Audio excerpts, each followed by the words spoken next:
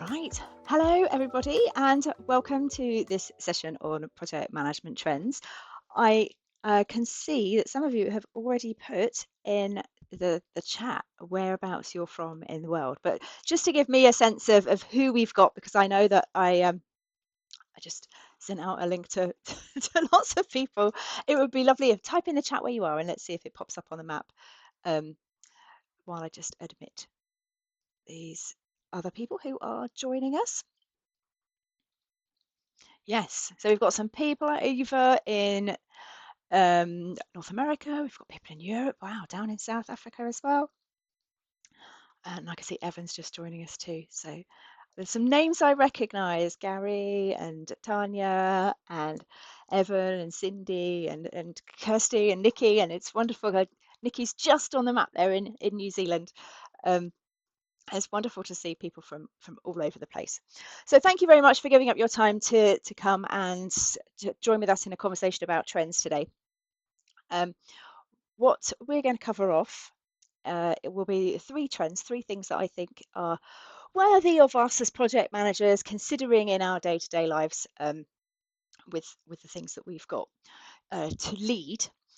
And uh, I've got a few questions to ask you. I'm interested in the feedback that you've got and the things that you're seeing in the workplace as well. So by all means, do drop your questions into the chat.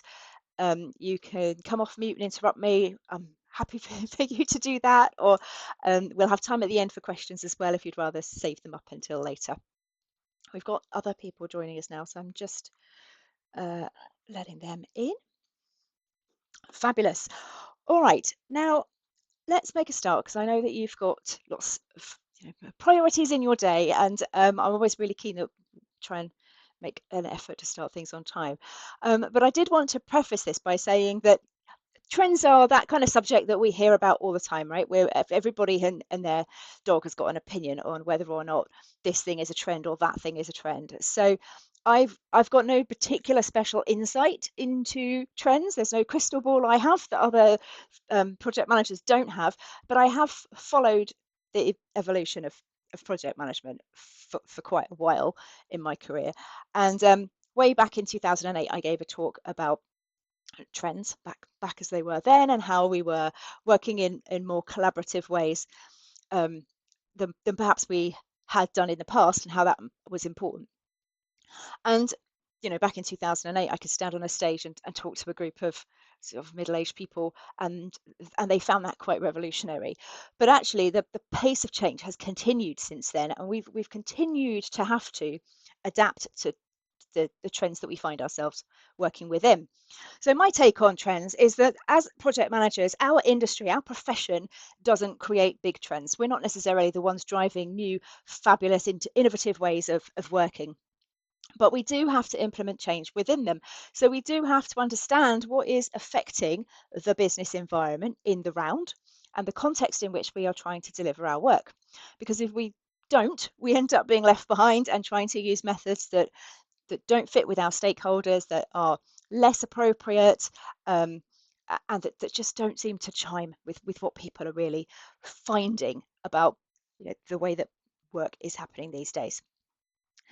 So I had a question for you really. Before I tell you what my three are, can you can you tell me what you what trends are top of mind for you? So drop a word or two in the chat, and we'll see if anyone's thought of the same things that I'm going to be sharing, or whether there's other things that are top of mind for you. So what are you thinking, or what did you think I might be talking about? Or did I tell you? I might have even told you in the email, so I might have spoiled the surprise. So power skills. Okay. So having those power skills. So power skills is the new name for soft skills, interpersonal skills. PMI, can I say PMI rebranded interpersonal skills as power skills? I think it's actually quite a power move to do that. Evan said AI and automations. That's another thing that people are talking about a lot at the moment, robotic processing, automation, and what we can use AI actually for as project leaders. Data-driven decision making. Gary's put AI taking over technical tasks, but people are still required to manage people. Yeah, absolutely. That might be a bit, both of those might be a little bit too long for my little word cloud. But I definitely agree with you. There's some interesting discussions that I was having at work yesterday, actually, just around what we're actually using AI for, and the fact that with all those power skills, the communication, the negotiation, all of that stuff is going to stay with us. So data literacy, okay, interesting, and data-driven decision making. So data and working in different ways. So Evan's put hybrid project management there as well in the chat. There's lots of things that are shaping the way that we work. But you can see project management as a profession did not come up with the idea of being able to manage big data or being able to do work in working with AI. Those things exist. We have to make sure that we can adapt and deliver our projects within that environment. So the ones that I wanted to share with you today are the three things that I feel that we can actually implement, and you can go away, and when you're back at the workplace tomorrow or this afternoon, you can actually do something with. So the thing about AI and big data and all of that is that it does sort of rather need the leadership and the organizational investment to go away and actually do something with it. And I wanted to, and while they are definitely trends, definitely things we need to be aware of, I wanted to share with you some stuff that I felt that you could use back in the workplace and put into practice. So we're going to be talking about these three: sustainability, personalization, and speed of access. And starting off with sustainability. So this is how the APM Body of Knowledge, version 7, this book, defines sustainability, and it sets it out into 4 categories: environmental, economic, social, and administrative. So we can be sustainable in those 4 ways. And what that means is that within an environmental perspective, we need to consider climate change and the impact of our projects, biodiversity, energy usage, which is useful if you are looking for if your project is to install anything or to upgrade any infrastructure or anything like that. We also need economic sustainability, so we need to make sure that our projects are affordable, that we are making a profit if you're a profit-making organisation, and that we're balancing risk across a portfolio. Then we've got to make sure that as a community we aim for sustainability, so equity, equality, community, human rights, making sure we are engaging with our workforce in the most appropriate way. And also, we need to have a bit of a commercial lens on it. We need to make sure we're dealing with the right regulation, legislation, health and safety, because our organisation still needs to be in business in 100 years' time. And if our projects are not contributing to the longevity of our organisation, then we've probably got a problem. So those are things that you can put into your project initiation document, and you can ask your stakeholders, are we considering these? How are we going to consider these? So I think you can be thinking about and having conversations with the full life of the product that you're building or the thing that you're doing in your business case. So, okay, if it's like a process improvement project, maybe there's no product particularly that you're creating, but you can still think about how can we deliver our project in the most sustainable way. And there was a survey, I think this is Deloitte did a survey a while back about what is important for consumers. So this is not just good because it's good because the environment will thank you and so will future generations, but also it's commercially good because consumers want to know that they are working with and you're buying products from commercially sustainable organizations. So how are you going to create sustainable packaging for your product? How can you reduce waste in your product manufacturing process? Can you advertise the fact that you have ethical working practices? How can you make sure that you actually do have ethical working practices? What are you doing about your carbon footprint? How are you evidencing your commitment to human rights and the choices that you make? So those are the kind of things that we can have conversations with when we're looking at the procurement aspects of projects. So that ethical and sustainable procurement is something we can all influence because we can have those conversations with our buying teams and say, when we're doing tenders or when we're talking to suppliers, we can ask them what their commitment is to the values that we hold dear. So I have a question for you, which is, how many people, this is a survey of UK adults, right? How many of the UK adults felt that having a transparent supply chain makes an organisation more trustworthy? And you can pop your answers in the chat, A, B, C, or D. So you might think it's A, which is only 10%. You might think 25%, quarter of people. You might think 35%. It's looking like a lot of people are going for D. A lot of people are going for 45% of UK adults thinking that a transparent supply chain makes an organisation more trustworthy. A little bit of variety there. Okay, well, I'll tell you. And the answer was C, 35%. So 1 in 3 people feel that that's worth it. The person with the fastest finger was Cindy. So well done, Cindy, for committing to that answer and getting it right as fast as you did. Brilliant. Okay, so it is important. Your consumers do feel D is what everyone thinks. Gary's put in the chat, but transparency. If transparency is required, there's already no trust.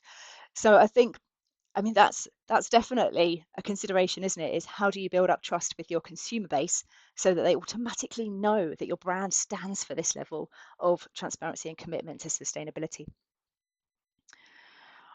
Okay, so transparent and responsible supply chain makes an organization more trustworthy. Customers buy from trustworthy organizations. So we want our projects to be contributing to that. So we can work efficiently as well. So if we want to build more sustainability into our projects, we can work efficiently, work in a way that drives strategy, link in with the OKRs and the commitments and organizational goals and decisions that are made. And the whole point of doing this is so that we can build some organizational resilience. Because like I said, we want our organizations to be here for the next generation, either because they're a good company and they need to be around longer to do good things in the world, or because we want to build up that commercial financial stability that allows us to be able to employ people and keep contributing to the community over the longer term. All right. Oh, I've got a couple more people to let in. There we go. So the second trend I wanted to talk about is personalization. And again, a question for you.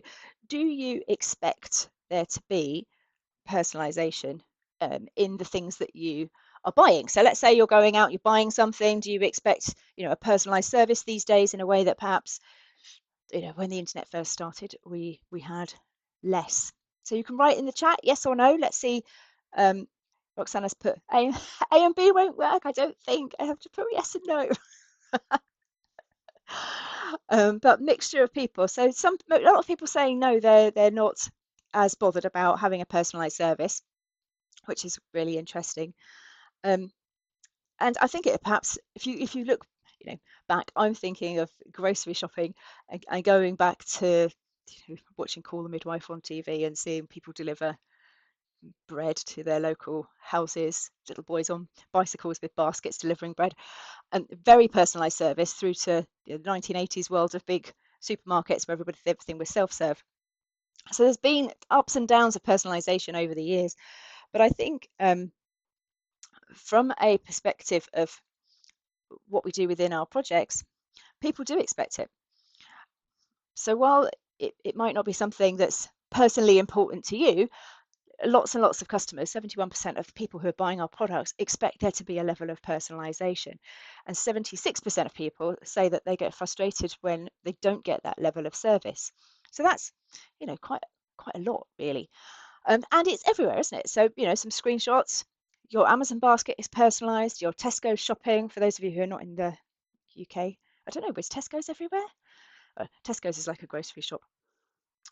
So there's a level of personalization that we see in the software that we use, and we can do that. We can build that into our projects.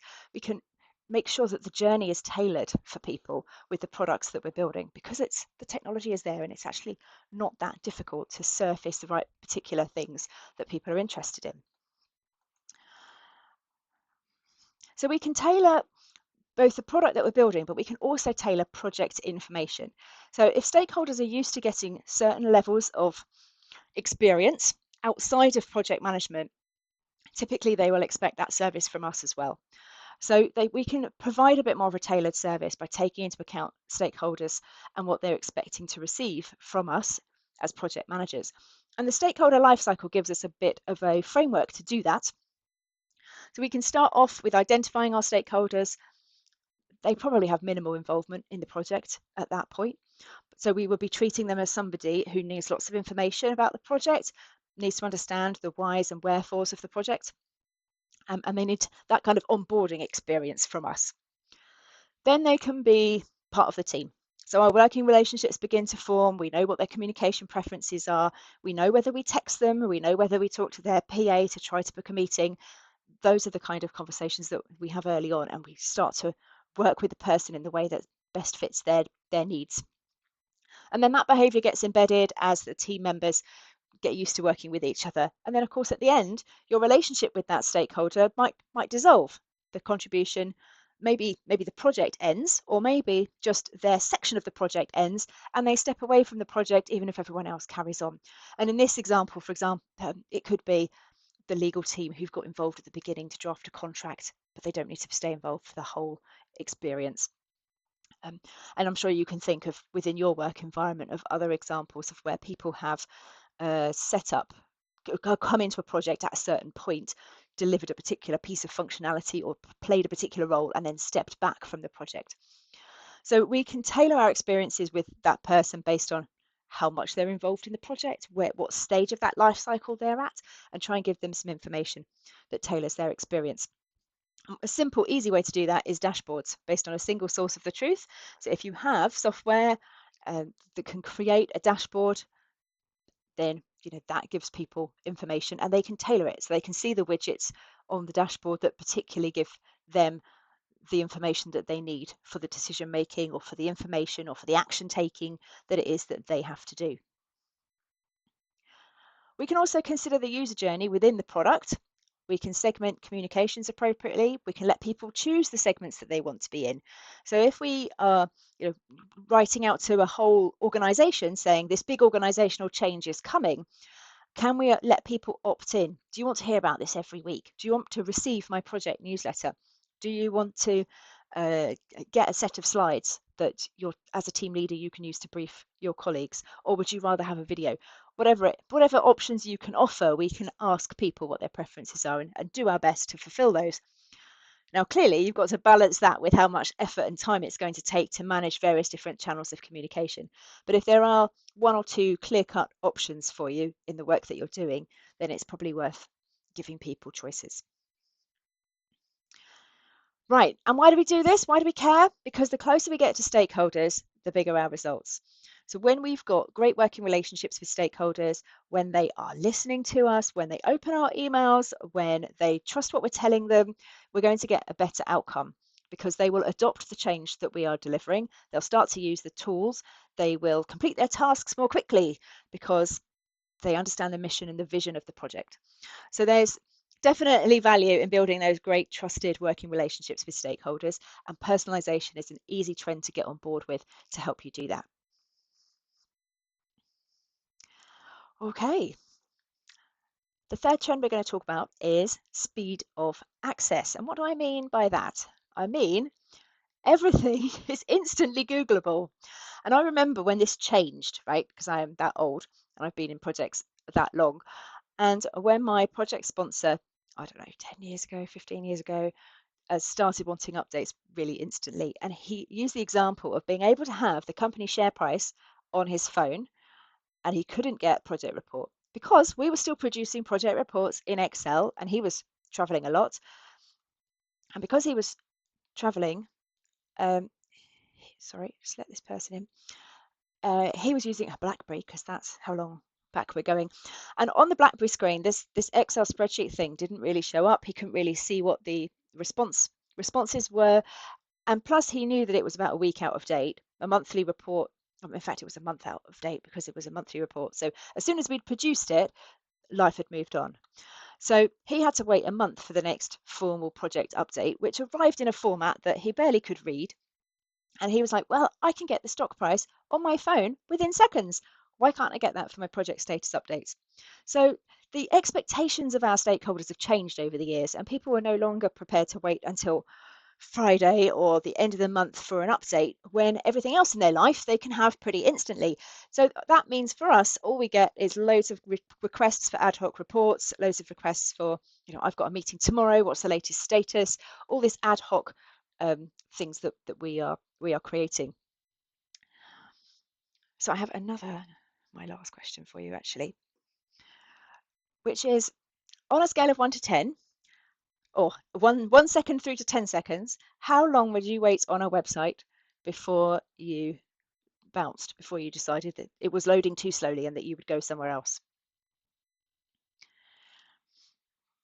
So while you do that, Gary's put, real-time updates require a manager to update in real time. So when they are supposed to do the actual work to deliver the project, this is such a true point. I don't know whether you've ever had to manage expectations of why people can't have instant reporting. And trust me, I live this. If I produced all the reports that people ask me for, just trying to actually get your actual work done, it becomes really, really difficult. So no, I totally sympathize. But it doesn't stop people demanding that. So the fact that it's an unrealistic expectation doesn't stop people from thinking that they can still ask for it, unfortunately. So it looks like about on average 5 to 6 seconds there for people being prepared to wait. In reality, and a lot of you did say 3 actually at the beginning, a lot of people say that they'll wait for 4 or more seconds, but actually, when you look at the numbers, people bounce after 3. So if people's attention span is 3 seconds, if they can't get what they want on your internet page in 3 seconds, they will just go somewhere else and get it somewhere else. So that's the attention span of a stakeholder that you've got potentially, or your consumers. So if you're doing a lot of digital projects, then maybe that's a statistic to bear in mind. But if that's what people are doing in their out of work life, we're also dealing with people who have a lot, can I say, an issue with attention span? Where people expect things to load quickly. They expect quick answers. And we have to come up with ways to either provide that or to be able to politely push back and say, yes, you can't have that till Friday. So let's say we do want to do something to bring this speed of access trend into our daily work life. So how could we offer real-time automated reporting with easy to understand metrics so people could actually self-serve and go out and get that information they wanted without having to come to us to create PowerPoint slides? Tanya's put in the chat, all our brains are kind of fried by social media, in my opinion. That's the truth. I think yeah, I'm not a psychologist, but I would imagine that a lot of the shift in how people want information is about how we are served information online. So we know that we have short attention spans with our stakeholders, so we need to make it easy for them to find the information. So how can we integrate time recording into our status so that we don't expect people to have to do lots of ad hoc reporting, filling stuff into a real-time system, especially if we're asking them to report their time as well. So ideally, and often software will do this for you. So you can say put in a task, say it's going to take 6 hours, ask people to do timesheets. They log it against the activity, and then it will update the progress based on the amount of hours they've spent. Now, there's probably are several tasks that you could do where that completely makes sense as a process. But there's also a lot of knowledge-based work that we do as project professionals and that our stakeholders do that it's really hard to say, I'm going to take 6 hours to do this. So, for example, if you're writing a policy or if you need to get a particular thing updated and it requires the input from several subject matter experts, or you need somebody to come up with a new strategy for something, none of this stuff is, it might take 5 minutes, it might take 5 years, who knows? And we're trying to put a bucket around it. So, this see how this could fit into the principles that you work by, knowing that there are some flaws with how we can use software to integrate everything. Ideally, if people want information, they have to go and look for it because that's easier and it takes the burden off of us. So we then don't have to serve it to them. So that's push and pull. So push is where we're sending out the reports, which could be flash reports, monthly reports, whatever it is, steering group decks, things like that. And then the pull mechanism is where they go and seek out the information themselves. So if you have a Teams channel where they could look at the latest slide deck from last month's meeting or something like that. How can we surface that? Is it worth putting that in your email footer so everybody can click it and just go and see the latest project status? Letting people find that information, the goal of that really is so that you've got more time to get on and do your own stuff. So can you protect the team from interruptions because you don't have to ask them to create another data source or pull you another report from a manual database so you can turn it into a slide and then you can send it on to somebody else. So if we can try to get people to um, who want speedy access to information, give them the sources for them to be able to find it out themselves, then we can ring fence more time for actual work. All right. So I know I said this was just going to be a half-hour slot to fit into your diary, and we're pretty much at the end. So just to let you, just to summarize really where we've talked about sustainability and personalization and speed of access. And they are buzzwords, aren't they, really? They underpin, though, the things that matter for us as organizations and as people who work within organizations. We need to be resilient. So sustainability helps us deliver that. Resilience as a person, because work is hard, and resilient organizations so that our organizations stand the test of time. The personalization trend helps us be adaptable and meet our stakeholders where they are. And there's always limits to how much we can do, but where we can adapt and be more agile, work in a way that makes sense for our stakeholders. And then that speed of access is a balance, as we've said, between giving people what they need instantly and making sure that we're not putting so much effort into doing that. And AI and automation tools and robotic processing and all of that stuff will actually make that easier, I think, as time goes on. But until we've got access to those tools by default in a PMO, then how can we help people self-serve so that we're balancing their demands for information against what's reasonable for us to provide for them? So that's our tour through 3 things that I think that are interesting and relevant to us as project managers today, and the things that we can actually influence within our organization and start to have some conversations about. So I didn't notice any questions in the chat, but there were points where I wasn't really looking at the chat, to be honest. So if you've got any questions and I've missed them, by all means do just drop them in again or come off mute and and share. So if there's any other, comments or things people want to raise, this is a time. So the resilience one is crucial, says Tanya. I think it is, and I think that that's just important because I don't remember a time where my job or project work or the people I mentor, the project managers I talk to every day, had so many demands on them. We've gone from, a project book that was how do I do these processes? What documents do I fill in at what point? To this conflict resolution, facilitation. We're supposed to be everything now. We're supposed to be strategic leaders. We're supposed to have all of the technical knowledge and processes and create the Gantt charts and do all of the technical stuff and negotiate and influence and lead the team and. The role of a project manager is expanded in my working career to really encompass so many different aspects of work, to be kind of an all-round business leader. And that's hard.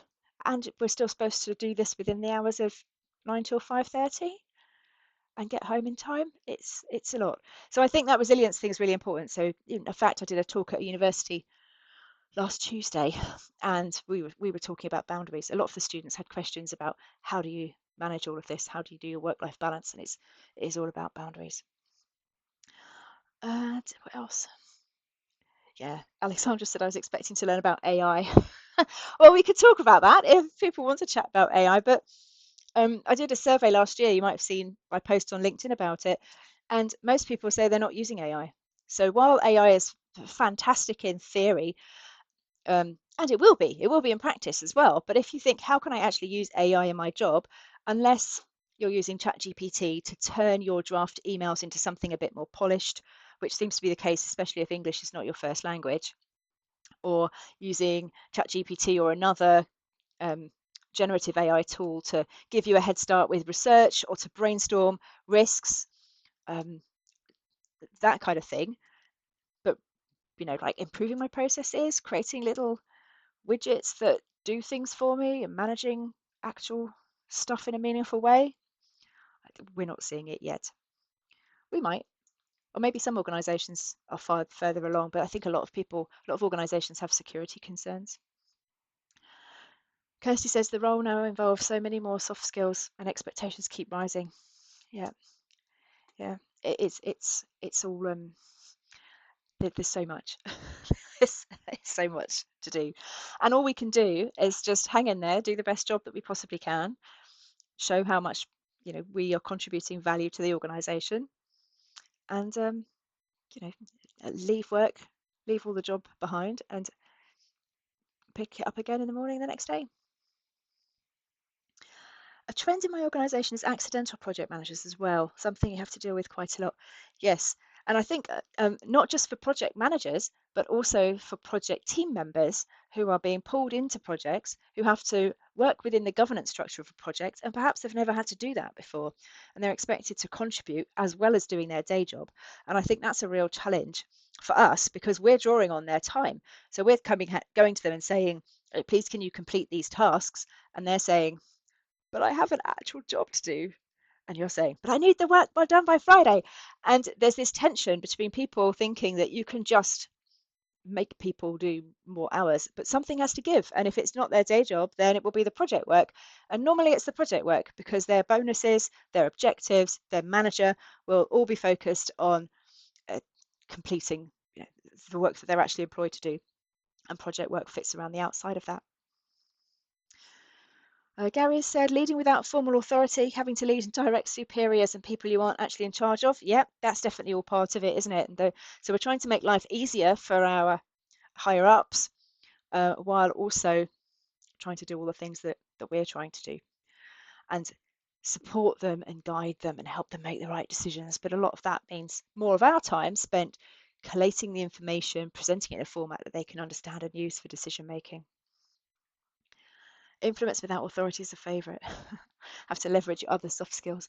This book is really good for influence without authority, actually. There's Emotional Intelligence for Project Managers. And there is actually another book I have called something like Leading When You're Not. Oh, Results Without Authority. Tom's book. This one, Results Without Authority. It's quite old now, actually. I wonder if he's written a new updated one. But when the team doesn't work for you, you still have to get everything done. He's got some good ideas about how you actually influence. Okay. So I'm happy to stay on and take more questions and just chat. But equally, if you've got other things to do, then please feel free to drop off. If you want to be logging this towards PDUs or professional development credits, you can log half an hour. And what would we put it down as? Maybe business acumen, whatever that is. Has that been renamed now to be something else? Whatever the one is on the PMI talent triangle that's about business acumen and fitting in with your organization. All right. Well, thank you very much, everybody, for giving up some time to come. I hope you found that interesting, and I hope you go away and do something with that information and maybe have some conversations with your teams tomorrow. Have a great rest of the day. Thanks very much.